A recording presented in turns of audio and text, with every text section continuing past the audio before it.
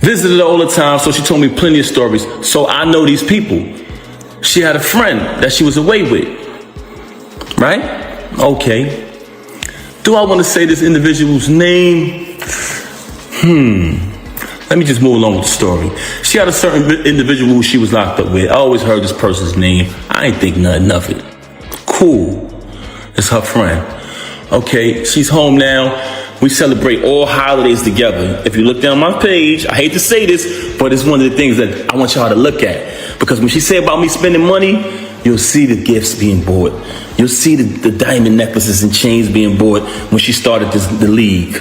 Since she wanted to fabricate and say, oh, he never wanted me to start the league.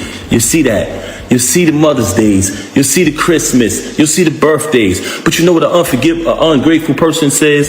They downplay that. They downplay that. So the most important part is not the materialistic things, what she seems to keep talking about. Y'all notice that? Every time she's talking about me, it's about materialism and fabricating about money because she thinks that y'all think she's the bigger artist. So she's playing along with that. She thinks that y'all think she rich. This is the same individual who just texted me a screenshot and said, this is how much money. What you're about to read is not just another piece of celebrity drama. This isn't gossip meant to pass time or spark arguments online. This is the slow collapse of a love story that millions of people believed in, defended, and held up as proof that loyalty still existed in a world full of broken promises. For years, Papoose and Remy Ma were treated like royalty. Not just hip-hop royalty, but something deeper. They were presented as an example, a symbol, a reminder that real love could survive prison walls, public judgment, and time itself. While Remy served 6 years behind bars, the story stayed clean and powerful. Papoose waited. He showed up. He stayed faithful. He sacrificed. And when she came home, it felt like a victory not just for them, but for everyone who wanted to believe in that kind of devotion. That image became untouchable. Fans repeated it. Interviews reinforced it. Social media celebrated it. The narrative was locked in place. This was Black love at its strongest.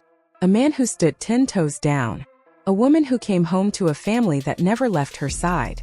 A fairy tale built from struggle and survival. But what people rarely consider is this. When a relationship turns into a symbol, the truth becomes dangerous. Because once millions of people believe in a story, admitting cracks can feel like betrayal all on its own. According to Papoose, that's exactly where things began to shift. Not with cheating headlines. Not with public fights. Not with Instagram lives.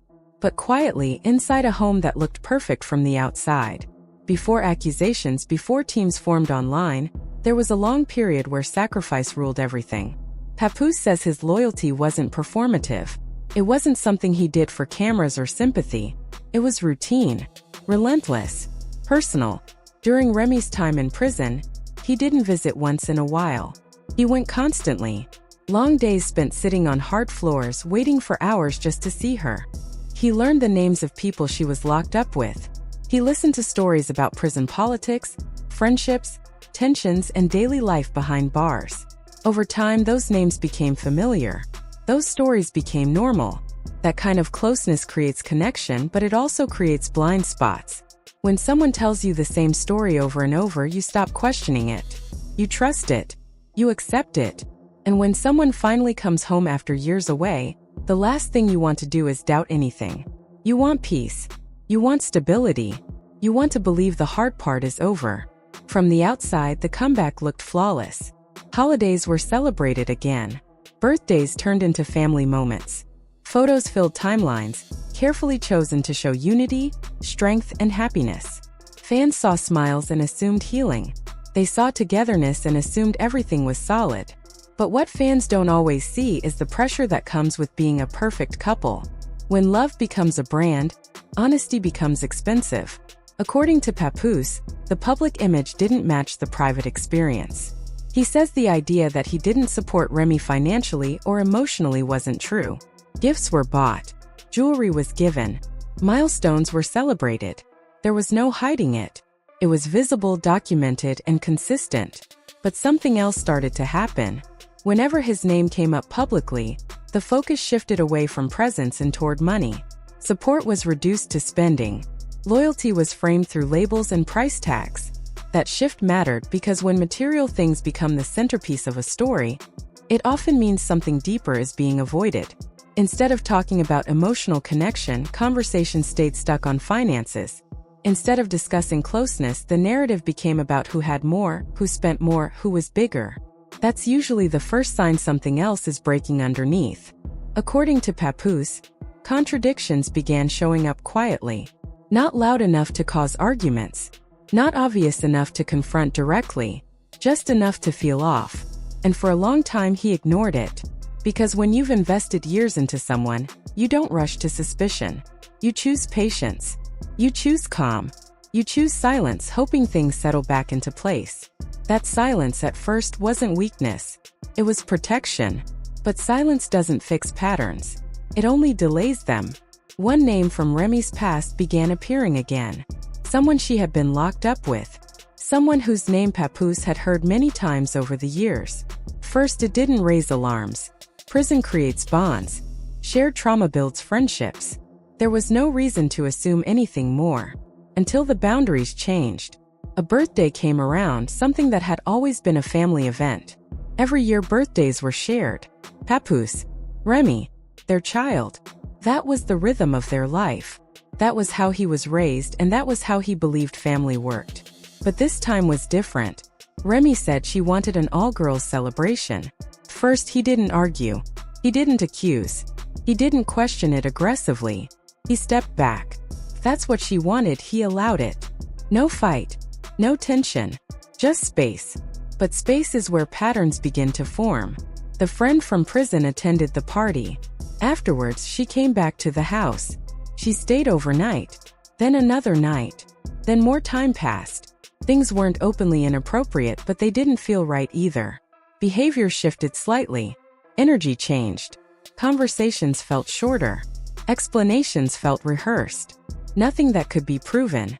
Nothing that could be called out without sounding paranoid. That's the most dangerous phase of any relationship. When intuition speaks but logic stays quiet. According to Papoose, nights started to feel different. Bedtime stopped being automatic. Sleeping arrangements changed. He found himself alone more often, while explanations became routine. I'm sleeping in the guest room. He accepted it. Not because it made sense, but because challenging it felt heavier than sitting with doubt. That's how trust weakens. Not through scandal. Through repetition without clarity. The house itself became quiet in a way that felt wrong. Large. Beautiful. Expensive. Filled with proof of provision, but empty of connection. According to him, he slept alone night after night, telling himself that space didn't automatically mean betrayal, until patience stopped protecting the truth. One day, after handling business outside the home, he returned and walked inside.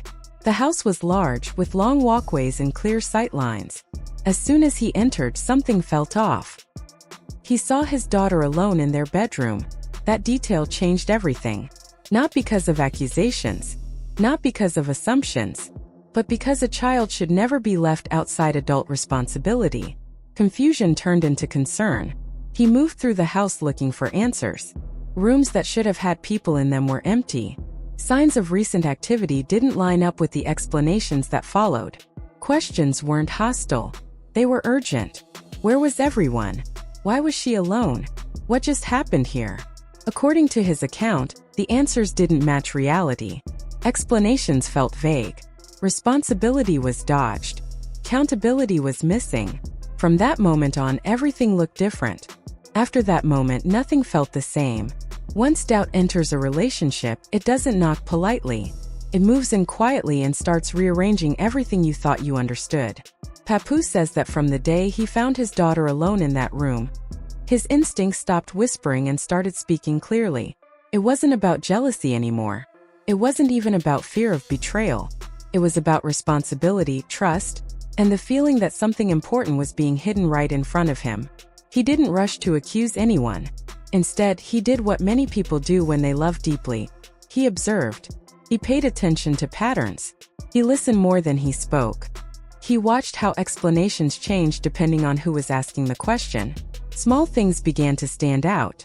Phone calls that stopped abruptly when he entered the room. Messages that were answered late at night but ignored during the day. Conversations that felt rehearsed, like lines memorized instead of feelings expressed. None of it was enough to prove anything on its own, but together it created a picture that didn't feel honest. What hurt the most wasn't suspicion. It was distance. Remy, according to him, wasn't arguing or yelling. She wasn't defensive in obvious ways. Instead, she grew emotionally unavailable. Conversations stayed on the surface. Serious discussions were brushed aside. Whenever he tried to talk about how things felt, the focus shifted away from feelings and toward distractions. That's a painful realization in any relationship. When the person you built a life with no longer wants to talk about the life you're sharing. He says he tried counseling conversations, calm talks, even silence, hoping space would reset whatever had gone wrong. But space didn't bring clarity. It only created room for more secrets. And then the house no longer felt like a home. According to Papoose, the energy changed completely. It wasn't loud or chaotic. It was cold, predictable, controlled, like everyone was playing a role instead of being real. Meals weren't shared the same way. Laughter felt forced. Eye contact became rare. Love doesn't disappear all at once. It fades through avoidance. At some point, the questions couldn't stay internal anymore. He confronted her. Not with yelling, not with threats, but with honesty. He asked directly what was going on. He asked why boundaries felt crossed. He asked why another person seemed to have more access to her time, her space, and her emotional energy than he did. According to him, the response wasn't accountability. It wasn't reassurance. It was deflection. The conversation shifted toward blame, toward old arguments, toward unrelated issues, anything except the actual concern. That's when something clicked. When someone avoids a simple question, it's rarely because the question is wrong. It's because the answer is uncomfortable. From that moment on, he says he knew the relationship he believed in no longer existed. What remained was an image being protected, not a marriage being honored. But still, he stayed quiet publicly. That choice matters. In a world where people rush to social media the moment emotions spike, Papoose chose restraint. He didn't air screenshots. He didn't give interviews. He didn't try to control the narrative. He believed privacy could still save dignity, even if it couldn't save the relationship. Meanwhile, outside the house, the public image stayed intact. Interviews painted unity. Appearances suggested stability. Fans continued celebrating what they thought was a love story that had survived everything. That disconnect was exhausting. Imagine smiling for cameras while knowing your home feels broken. Imagine being praised for loyalty while questioning whether loyalty is even mutual anymore. That pressure doesn't just hurt emotionally. It messes with your sense of reality. According to Papoose, there were moments he questioned himself. Moments where he wondered if he was overreacting, if stress was distorting his perception, if fame had complicated something that could still be fixed. That self-doubt is common when trust starts slipping. Betrayal doesn't always show up loudly. Sometimes it hides behind confidence and calm responses. But eventually, evidence doesn't need to shout, just needs to exist. The presence of the other woman didn't fade. It increased. Time together became more frequent. Excuses became more creative. Boundaries continued to blur until they were almost non-existent. At that point, denial stopped working. He knew what he was witnessing, even if he didn't have every detail. And still, he chose not to expose anything.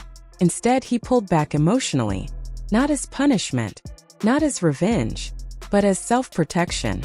You can't keep giving access to someone who refuses to be honest with you. You can't keep pouring love into a space that feels empty. Eventually, separation became unavoidable.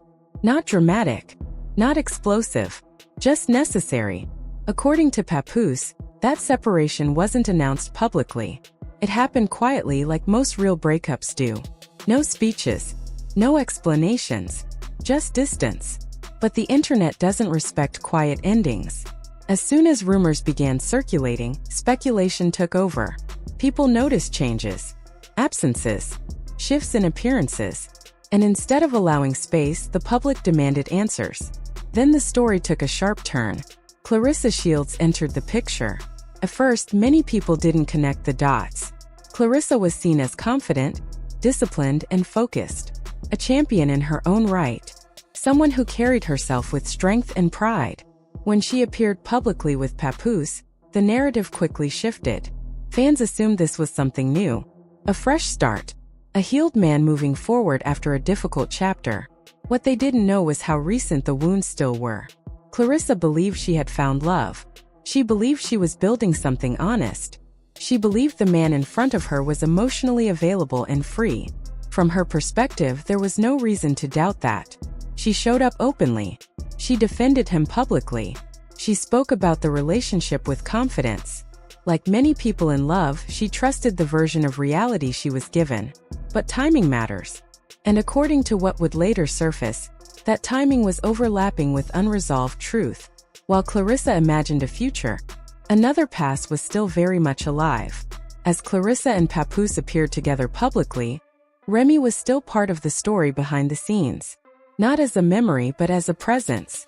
Not as closure but as an unresolved connection. That's where everything collapsed. Because no matter how strong a new relationship feels, it cannot survive if honesty is missing at the foundation. Clarissa didn't know she was stepping into a situation still tangled with secrets. She didn't know she was becoming part of a narrative that hadn't fully ended. And when the truth began leaking, it didn't leak gently. It flooded.